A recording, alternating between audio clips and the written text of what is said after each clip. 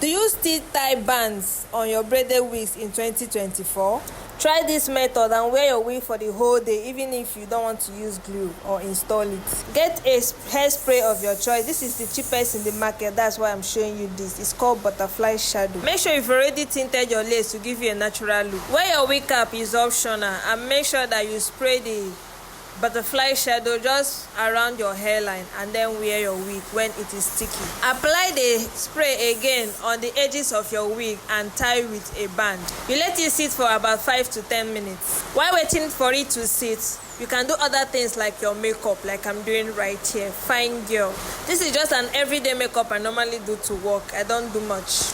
Enjoy the makeup while you inhale the glow from my skin. Skin like coconut milk, no be filter. Na lie. Oh yeah, you don't catch me. I bet wetin I go use for my skin make my skin dey glow like this.